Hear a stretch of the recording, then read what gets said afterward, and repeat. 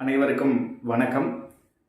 இந்த காணொளியில் நாம் என்ன பார்க்க இருக்கிறோம் அப்படின்னா, கு. அழகிரிசாமி அவர்கள் எழுதிய இருவர் கண்ட ஒரே கனவு அப்படிங்கிற ஒரு சிறுகதையை தான் நம்ம பார்க்க போகிறோம். இந்த கதையோட முக்கியமான கரு என்ன அப்படின்னா, தன் மகன்களுக்கு புது துணி உடை கூட வாங்கி கொடுக்க முடியாத வறுமையின் உச்சத்தில் வாழ்ந்து இறந்து போகிற ஒரு தாயுடைய கதை. அதுதான் நம்ம பார்க்க இருக்கிறோம். வாங்க கதைக்குள்ள போகலாம்.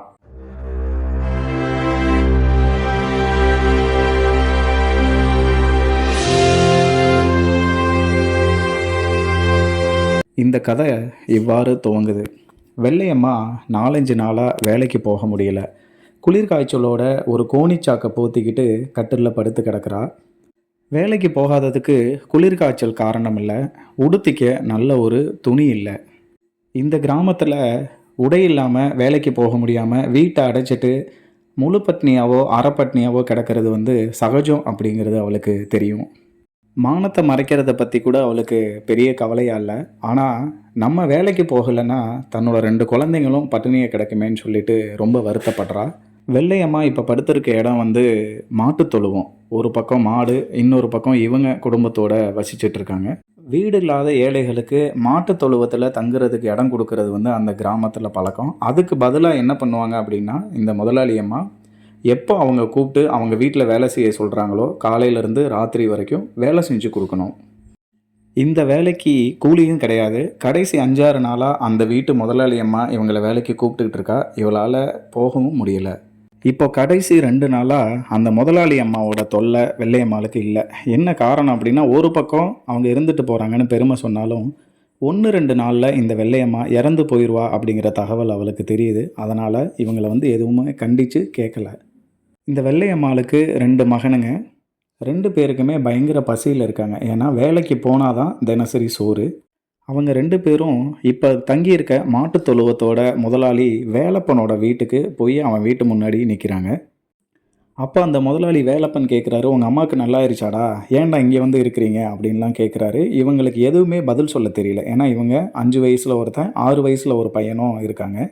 கஞ்சி குடிச்சிங்களாடா அப்படின்னு சொல்லிட்டு வேலப்பன் கேட்குறாரு. அப்போ தான் பசங்க இல்லை அப்படின்னு சொல்கிறாங்க. உடனே அவரும், கஞ்சின்னு கேட்டால் தான் என் பசங்களுக்கு காது கேட்குது அப்படின்னு சொல்லிட்டு சிரிச்சுக்கிட்டே உள்ளே வாங்கடான்னு கூப்பிட்டு அவங்க மனைவி கிட்ட சொல்லி அவங்களுக்கு சாப்பாடு கொடுக்க சொல்கிறாங்க. அவங்க மனைவி சோள சோத்தில் கொஞ்சம் மோர் ஊற்றி கலக்கி அவங்களுக்கு சாப்பாடு கொடுக்குறாங்க. அதில் மூத்தவன் எனக்கு சாப்பாடு வேணாம் அப்படிங்கிறான். சின்னவன் மட்டும் வாங்கிக்கிறான். ஏன்னா அடுத்தவங்க வீட்டில் கஞ்சி வாங்கி சாப்பிட்றது கேவலம் அப்படின்னு சொல்லிட்டு அவங்க அம்மா சொல்லி வச்சுருக்காங்க. இப்படியே அந்த பையன் கஞ்சி கலையத்தை எடுத்துக்கிட்டு தெருவில் போகிறாங்க. போகிற வழியில் 2 பேருக்கு சண்டை வந்துடுது. அதில் சின்னவன் ஒரு முடக்கு மட்டும் குடிக்கிறான். அவன் அதை அசிங்கம் அப்படின்னு சொல்லி தள்ளி விட்டுறான். பானை உடஞ்சி போயிடுது. இப்போது 2 பேருக்குமே சாப்பாடு இல்லை. அந்த பெரியவனுக்கு கஷ்டமாக இருக்குது, சின்னவனோடதையும் சேர்த்து தள்ளி விட்டுட்டோமே அப்படின்னு சொல்லிட்டு.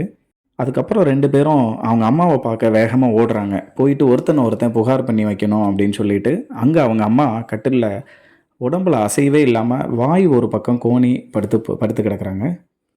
இந்த பசங்க என்ன நினைக்கிறாங்கன்னா, இந்த மாதிரி அம்மா ஏற்கனவே செத்து நம்மக்கிட்ட விளையாண்டுருக்காங்க. அதனால் இவங்க என்ன பண்ணுறாங்கன்னா, பிடிச்சி தள்ளி பார்க்குறாங்க, அடித்து பார்க்குறாங்க. எழுந்திருமான்னு சொல்லிட்டு விளையாடாத, விளையாண்டது போதும்லாம் கேட்குறாங்க.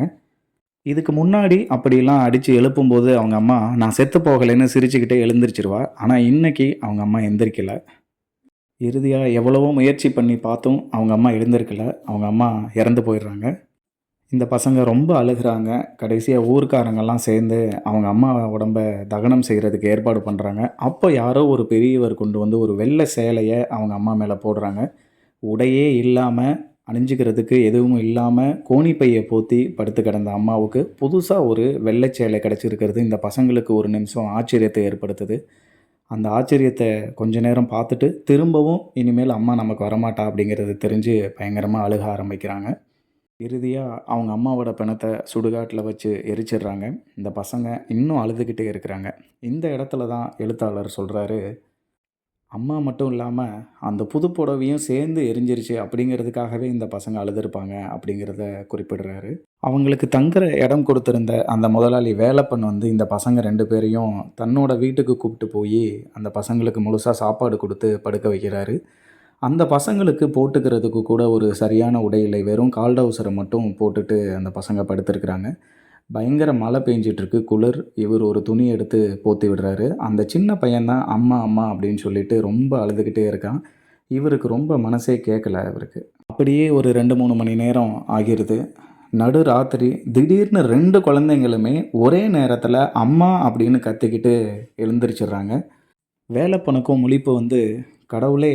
இந்த குழந்தைங்க என்ன பாவம் பண்ணுச்சு? ஏன் இன்னும் இந்த குழந்தைங்கள இப்படி சோதிக்கிற?" அப்படின்னு சொல்லிட்டு, "ஏதாவது கனவு எதுவும் கண்டீங்களா?" அப்படின்னு சொல்லிட்டு அந்த பசங்க கிட்ட கேட்கிறதா நெனச்சுக்கிட்டு வெயிட் பண்றாரு.